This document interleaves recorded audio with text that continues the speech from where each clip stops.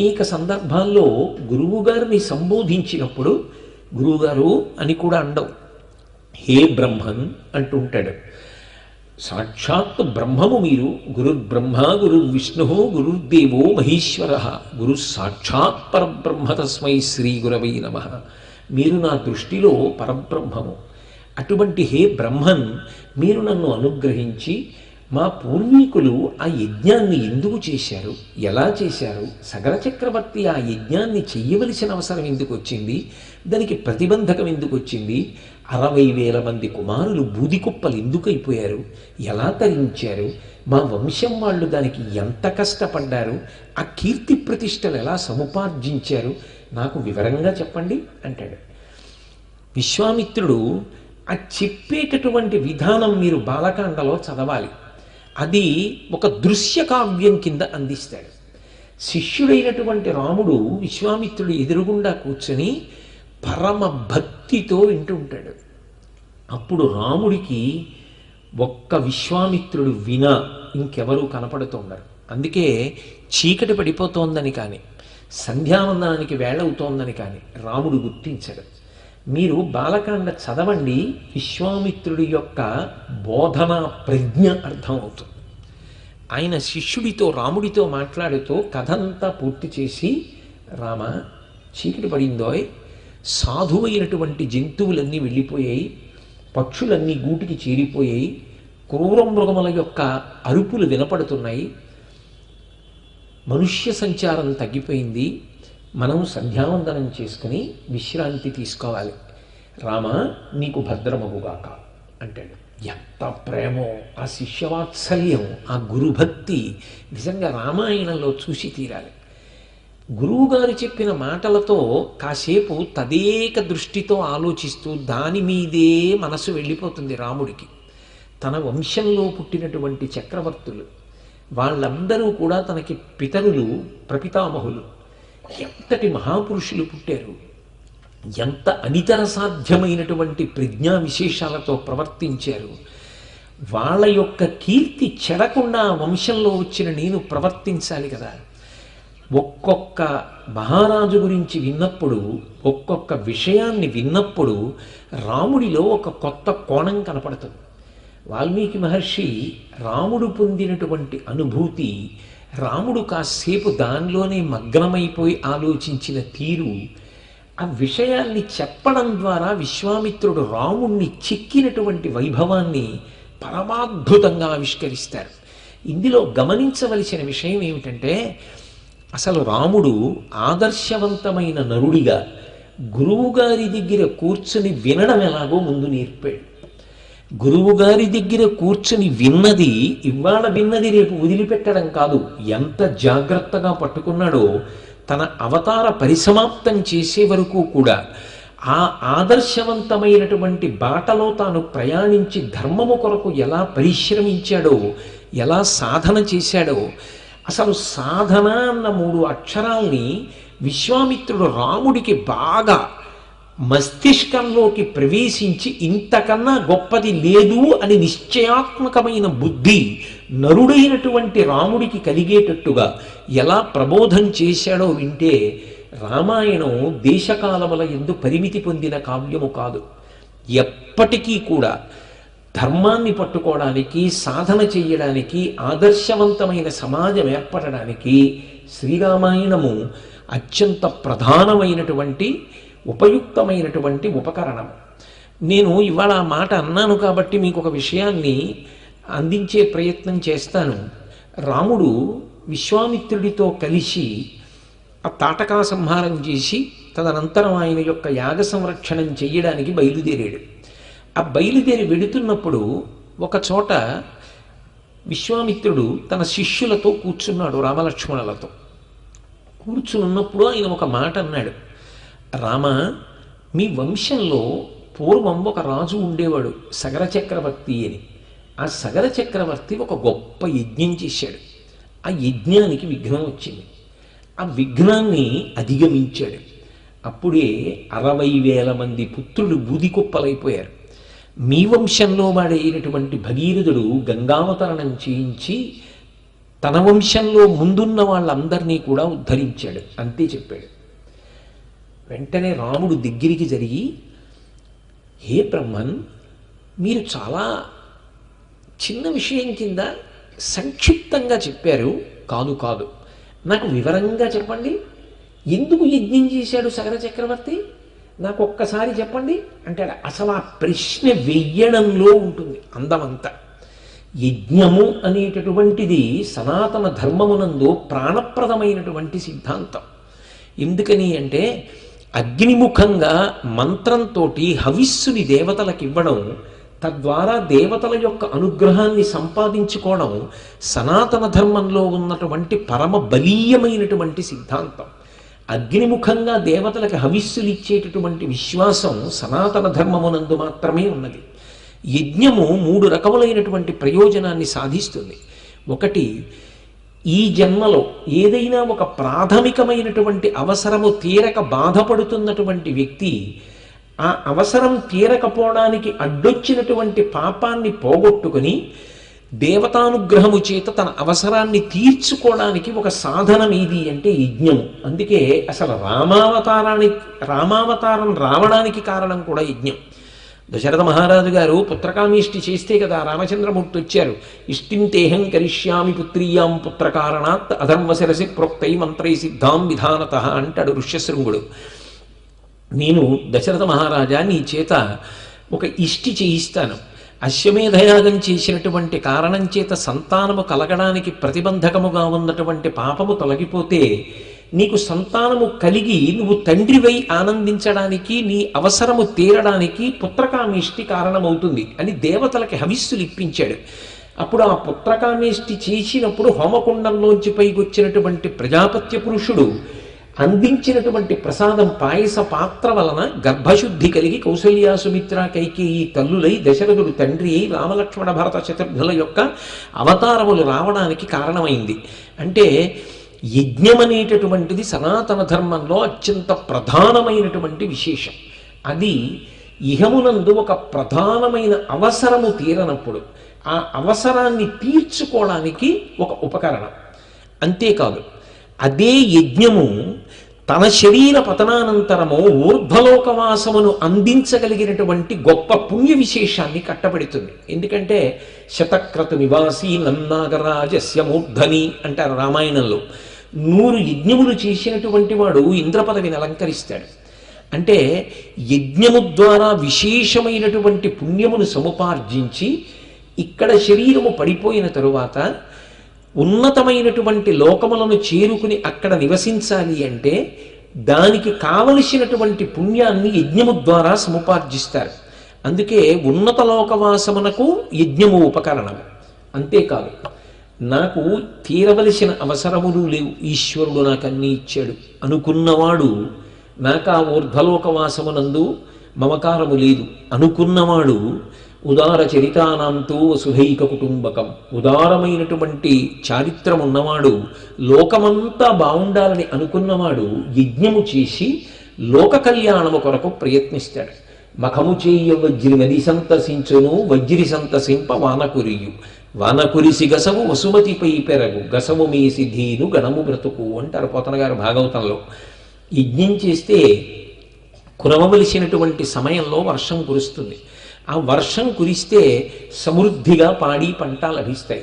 పాడి పంట లభిస్తే శం ద్విపదే శం చతుష్పదే, 2 కాళ్ళున్నటువంటి మనుష్యులే కాదు 4 కాళ్ళున్నటువంటి జంతువులు కూడా సంతోషంగా ప్రాణములను నిలబెట్టుకుని జీవనం చేస్తాయి. దీనికి ఏది ఆధారము అంటే యజ్ఞమే ఆధారము. అందుకే ఆ యజ్ఞము ద్వారా 3 ప్రయోజనములను సాధిస్తూ ఉంటారు. రాముడి యొక్క ప్రశ్న ఏమిటంటే, అంత దగ్గరగా జరిగి విశ్వామిత్రుడిని అడగడానికి కారణం సగర చక్రవర్తి దేని కొరకు యజ్ఞం చేశాడు, ఆయన యజ్ఞం చేయడం వెనక ఉన్న ప్రయోజనం ఏమిటి, ఏ ప్రయోజనం కొరకు యజ్ఞం చేశాడు, ఆ ప్రయోజన సిద్ధి ఎందుకు ప్రతిబంధకం ఎందుకు వచ్చింది, ఎందుకు అసలు ఆ యజ్ఞం ఆగిపోవలసినంత పరిస్థితి వచ్చింది. ఆయన కుమారులందరూ ఒకరు కాదు, ఇద్దరు కాదు, 60,000 మంది బూది కుప్పలైపోవడం ఏమిటి, ఎవరైనా సంహరిస్తారు. అంతేకాని 60,000 మంది బూది కుప్పలు అయిపోవాలంటే ఏదో చాలా ప్రబలమైనటువంటి కారణం ఉండాలి. అలా చేసిన వాళ్ళు ఎవరు? నాకు వివరంగా చెప్పండి అంటే ఏదో తెలుసుకోవాలనేటటువంటి గొప్ప ఉత్సుకత, జిజ్ఞాస శిష్యుని యందు మొట్టమొదట ఆ లక్షణం. జీవితంలో బాగా వృద్ధిలోకి రావాలనుకునేటటువంటి శిష్యుడికి ఉండవలసిన మొట్టమొదటి లక్షణం, గురువుగారు ఇబ్బంది పడకుండా గురువుగారిని మంచి ప్రశ్న వేసి ఆయన ఎంతో మంచి విషయములను ప్రతిపాదిస్తుంటే విని తాను నేర్చుకుని వృద్ధిలోకి రాగలిగినటువంటి ప్రజ్ఞాపాఠములను పెంచుకున్నవాడై ఉండాలి. అలా ప్రజ్ఞాపాఠములను పెంచుకోకుండా గురువుగారు మాట్లాడుతుంటే ఆవలించేటటువంటి శిష్యుడు జీవితంలో ఎలా వృద్ధిలోకి రాగలడు? 1000 పుస్తకాలు చదివితే ఎంత విజ్ఞానం వస్తుందో గురువుగారి మాటల వలన అంత విజ్ఞానం వస్తుంది. అందుకే రాముడు నిజానికి విశ్వామిత్రుడి యజ్ఞమును కాపాడిన తరువాత కూడా విశ్వామిత్రుడితో పాటుగా వెళ్ళడానికి ఇష్టపడ్డాడు. ఎందుకంటే విశ్వామిత్రుడి వెంట వెళ్ళడం అంటే అంత గొప్ప శక్తిని కట్టపెట్టాడు. బల అతిబల దగ్గర నుంచి అన్ని అస్త్రములను ఇచ్చాడు. గురు శుశ్రూష కన్నా జీవితంలో గొప్పది ఇంకొకటి లేదు. అటువంటి గురు సేవ, గురువు ద్వారా జ్ఞానమును పొందడం, గురువు ద్వారా విషయాన్ని తెలుసుకోవడం స్పష్టంగా ఉంటుంది, అయోమయం లేకుండా ఉంటుంది. పైగా శాస్త్రమునందు తాను అనుష్ఠించవలసినటువంటి విషయంలో ధర్మపథంలో వైక్లభ్యములు లేకుండా ఉత్తరోత్తర తాను సాధన చెయ్యడానికి కావలసినటువంటి మార్గదర్శనము లభిస్తుంది. అందుకే అసలు ఆ యజ్ఞం ఎందుకు జరిగింది అంటే రామాయణంలో ఉన్నటువంటి ప్రతి శ్లోకంలో, ప్రతి మాటలో, ప్రతి వాక్యంలో మనం చెయ్యవలసిన సాధన అంటే ఇవాళ ఉన్నటువంటి విద్యా వ్యవస్థలో విద్యార్థులకి గురువుకి మధ్య ఉండవలసినటువంటి అనుబంధం, గురువు గారు పాఠం ఎలా చెప్పాలి, విద్యార్థి పాఠాన్ని ఎలా వినాలి. సర్వేపల్లి రాధాకృష్ణన్ గారు ఒక మాట చెప్పారు, మీరు ఎప్పుడు ఎక్కడ ఏ పాఠశాలలో చదువుకున్నా మీకు పాఠం చెప్పేటటువంటి గురువు గారిని మీ కుటుంబంలో ఒక సభ్యుడిగా భావన చేయండి. నీ గురువుని నీ కుటుంబ సభ్యుణ్ణి చేసుకో, నీ కుటుంబ సభ్యుడిగా కుటుంబ పెద్దగా గౌరవించు. అందుకే నా పుట్టినరోజుని నా పుట్టినరోజుగా చెయ్యొద్దు, గురు పూజోత్సవంగా చెయ్యండి అని చెప్పారు రాధాకృష్ణన్ గారు. కాలంలో రాధాకృష్ణన్ గారి శరీరం వెళ్ళిపోతుంది, కానీ ఆ తర్వాత ఎక్కడో ఒక చోట ఆయన విగ్రహానికి పూజ చేయడంతో పరిమితం కాకూడదు. అది గురు పూజోత్సవంగా రామాయణ సంస్కృతి ఈ జాతీయందు ఎప్పటికీ ప్రవహించాలని కోరుకున్నటువంటి దార్శనికుడు, మహానుభావుడు, అంత గొప్ప వేదాంతి. కాబట్టి అందుకే అసలు విద్యా వ్యవస్థ గురించి మాట్లాడుతుంది, మనం నేర్చుకోవలసిన విషయాలు చెప్తుంది. అయితే మీరు ఇలా ఉండండి అనరు, కావ్య భాష జరిగినదేదో చెప్తారు, అందులో సారాన్ని పట్టుకొని ఓ మనం ఇలా సాధన చెయ్యాలి అని అర్థం చేసుకోవాలి. విశ్వామిత్రుడు కథ చెప్పేటటువంటి తీరు నిజానికి రామాయణాన్ని ప్రవచనం చేయడం కన్నా రామాయణం చదువుకోవడమే సౌభాగ్యం. ఒక్కొక్క శ్లోకం చదువుతుంటే కళ్ళ ముందు కట్టినట్టుగా ఆవిష్కరిస్తారు వాల్మీకి మహర్షి. విశ్వామిత్రుడు ప్రారంభం చేస్తూ రామచంద్రమూర్తికి జవాబు చెప్తూ కొన్ని మాటలు చెప్తాడు. శిష్యుడు ఏ కోణంలో అడిగాడో పట్టుకోగలడు గురువు. అందుకే ఆ కోణంలో జవాబు వచ్చేటట్టుగా కథయందు అంటే జరిగిన విషయమునందు ఏ మార్పు చెయ్యకుండా సత్యమును మాత్రమే ఆవిష్కరిస్తాడు. కానీ అది ఎప్పుడో జరిగిపోయిన చరిత్ర కాదు, శిష్యుడికి భవిష్యత్తుకి మార్గదర్శనం చేసి సాధనకు ఆలంబనం అవుతుంది. అందుకే ఒక మాట అన్నాడు, మీ వంశంలోనే వచ్చినటువంటి మహాపురుషులలో ఒకడు సగర చక్రవర్తి. ఆయనకి సంతానం లేదు, 2 భార్యలు. పెద్ద భార్య పేరు కేశిని, ఆమె సుగుణాల రాశి, సౌశీల్యవతి. 2వ భార్య సుమతి, ఆమె సాక్షాత్తుగా గరుత్మంతుని యొక్క సోదరి. వీళ్ళిద్దరూ భార్యలు, అయినా సగర చక్రవర్తికి సంతానము కలుగలేదు. అంటే మీరు జాగ్రత్తగా గమనిస్తే ఇక్ష్వాకు వంశంలో దశరథ మహారాజు గారి దగ్గరికి వచ్చేటప్పటికే కాదు, ఇక్ష్వాకు వంశంలో సంతానం కోసం ఆర్తి చెందడం అనేటటువంటిది అంతకు ముందు కూడా ఉంది. కాబట్టి సగర చక్రవర్తి ఆలోచించాడు, అది ప్రాథమికమైనటువంటి అవసరం, ఆ అవసరం తీరాలి. తీరకపోతే ఎలా? సంతానమును పొందలేదనుకోండి, ఆ పితృరుణం తీరదు. రఘువంశంలో కాళిదాస మహాకవి అద్భుతంగా వర్ణిస్తాడు. వశిష్ఠుడి ఆశ్రమానికి వెళుతూ ఉంటాడు దిలీపుడు. వెళుతున్నప్పుడు భార్యతో కలిసి వెళ్ళాడు. తండ్రి అని పిలుస్తాడు గురువుని. పిలిచి ఓ మాట అంటాడు, తండ్రి నేను మీ కోడలితో కలిసి వస్తున్నప్పుడు, ఎందుకని శిష్యుడు కొడుకు లాంటివాడు, తండ్రిని ఎలా రక్షించుకుంటాడో గురువుని శిష్యుడు అలా రక్షించుకోవాలి. నేను మీ కోడలితో కలిసి వస్తున్నప్పుడు దారిలో చెట్ల వంక చూశాను, అవి పువ్వులు పూసి కాయలు కాసాయి. నేను కొన్ని పాదులు చూశాను, అవి పిందెలు వేసాయి. కానీ నాకు సంతానం కలగలేదు, నీ కోడలి కడుపున కాయలేదు. నేను నా పూర్వీకులకు పితృకార్యం చేస్తున్నప్పుడు, నేను పిండోదకాన్ని విడిచిపెడుతున్నప్పుడు ఆ నీళ్లు వేడిగా ఉంటున్నాయి. నీ వరకు సరే నువ్వు మాకు తర్పణ విడిచిపెడుతున్నావు, కానీ నీ తర్వాత మన వంశంలో పరిస్థితి ఏమిటి అని వాళ్ళు దీర్ఘంగా నిట్టూర్పు విడిచిపెట్టినప్పుడు ఆ నిట్టూర్పుల యొక్క సెగ తగిలి నేను విడిచిపెడుతున్న నీళ్లు వేడెక్కుతున్నాయి. నాకు సంతానము కలగకపోతే నా వంశమునకు కళంకము కదా. కాబట్టి ఏ దోషం అడ్డొచ్చి నాకు సంతానం కలగట్లేదు, నాకు సంతానము కలిగేటట్టుగా మీరు అనుగ్రహించి ఉపదేశం చెయ్యండి అంటాడు. అంటే సంతానము కలగకపోవడం మనిషిని తొలిచేసేటటువంటి బాధ. సంతానమును పొంది తీరాలి, ఎందుకని అది అవసరం అభ్యున్నతికి, ఇహమునందే కాదు, అది పితృరుణం తీర్చుకోవడానికి కారణమవుతుంది. మరి అటువంటి అవసరం తీరనప్పుడు ఎంత మహారాజైనా, ఇద్దరు భార్యలున్నా సగర చక్రవర్తి ఆవేదన పొందాడు అంటే అందులో ఆశ్చర్యం ఏముంది? అంటే ఆ వంశంలో ఉన్న గొప్పతనం ఏమిటంటే కేవలము కామసుఖం అనుభవించడం కాదు, వంశం నిలబడడం ఎంత గొప్పదో తెలుసుకున్న మహాపురుషులు. అందుకే రఘువు గురించి చెప్తూ కాళిదాస మహాకవి ఒక మాట అంటాడు, త్యాగాయ సమృతార్థానాం సత్యాయ మితభాషిణాం యశసే విజిగీషూణాం ప్రజాయి గృహమీధినాం అంటాడు. అటువంటి గొప్ప చక్రవర్తులు వచ్చినటువంటి వంశం.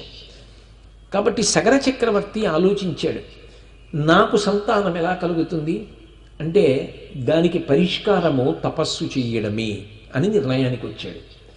ఈ తపస్సు చేయుట అన్న మాట సనాతన ధర్మమునకు ప్రాణప్రదమైనటువంటి సిద్ధాంతం.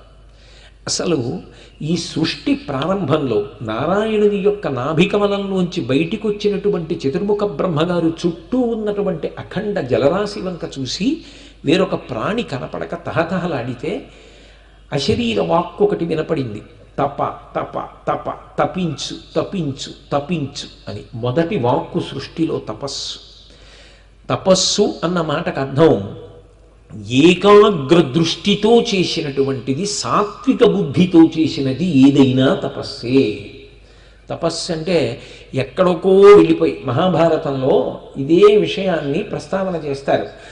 తపస్సు అంటే ఎక్కడికో వెళ్ళిపోయి అన్ని సంబంధములు విడిచిపెట్టి కూర్చున్నదే తపస్సు కాదు. శృణ్వంతపః, 2 గంటల పాటు ఏ ఇతర విషయము మీదకి దృష్టి మరలకుండా ఏకాగ్ర చిత్తంతో ఒక విషయాన్ని వింటున్నాడు అనుకోండి, అది తపస్సు. 2 గంటలు ఏ ఇతర విషయము మీదకి దృష్టి వెళ్లకుండా ఒక ధారగా భగవత్ సంబంధమైన ఒక విషయం మీద మాట్లాడాడు అనుకోండి, తపస్సు.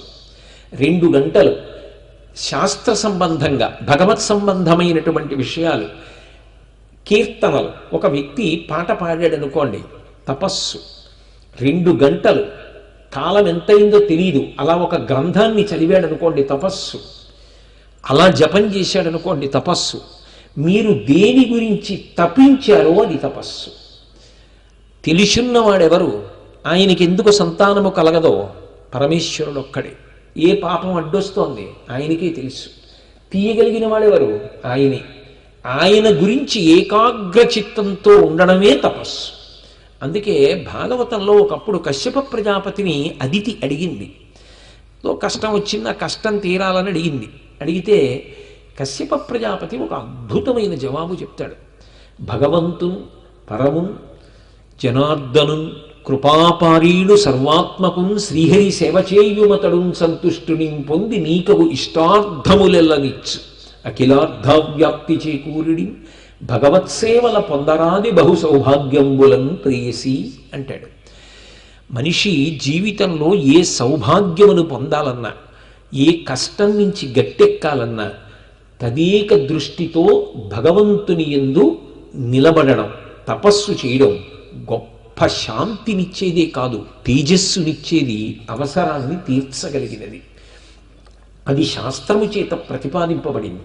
శ్రద్ధ అన్న మాటకు అర్థం ఏంటంటే, నేను ఇంతకాలం భగవంతుణ్ణి పట్టుకున్నానండి, ఇంతకాలం శాస్త్రం పట్టుకున్నాను, ఏమొచ్చింది నాకు అని వదిలిపెట్టడం శ్రద్ధారాహిత్యం కాదు. దోషము నాయందున్నదేమో కానీ గురువాక్యమునందు, శాస్త్రమునందు, ఈశ్వరుని యందు లేదు. కాబట్టి నేను మరింత పూనికతో పట్టుకోవాలి. అందుకే శాస్త్రస్య గురువాక్యస్య సత్యబుద్ధ్యావధారణ సా శ్రద్ధ కవితా సిద్భి యా వస్తూపలభ్యతే అంటారు శంకర భగవత్పాదులు వ్యాఖ్యానం చేస్తూ శ్రద్ధ అన్న మాటని. శాస్త్రమునందు గురువు చెప్పిన విషయమునందు ఎన్నడూ అసత్యం ఉండదు, అవి పరమసత్యములు. కాబట్టి నేను పూనికతో వాటిని పట్టుకోవాలి. ఫలితము రాలేదు అంటే నేను పట్టుకోవడంలో దోషం ఉందేమో కానీ ఆ ప్రతిపాదింపబడినటువంటి విషయమునందు మాత్రము దోషము లేదు. ఇది లోపల నిలబడితే ధృతి అంటారు, దాన్ని శ్రద్ధ అంటారు, దాన్ని భక్తి అంటారు. మనిషికి కష్టసుఖములు వస్తాయి. కష్టం వచ్చినప్పుడు వదిలిపెట్టేయడం, భగవంతుణ్ణి వదలడం, ధర్మాన్ని వదలడం అభ్యున్నతి హేతువు కాదు. కష్టం వచ్చినా వదలకూడదు, సుఖం వచ్చినా వదలకూడదు. అందుకే మీరు రామాయణాన్ని పరిశీలనం చెయ్యండి. ఎంత కష్టంలో ఉన్నా రాముడు తాను చెయ్యవలసిన విహిత కర్మాచరణమును విడిచిపెట్టాడు, ధర్మాన్ని మాత్రం విడిచిపెట్టాడు. అది శ్రద్ధ, అది సాధన బలం మనిషికి. దాని చేత మనిషి ఊరట పొందుతాడు. అటువంటి ఊరట పొందడానికి కారణం ఏదైంది సగర చక్రవర్తికి అంటే తపస్సు.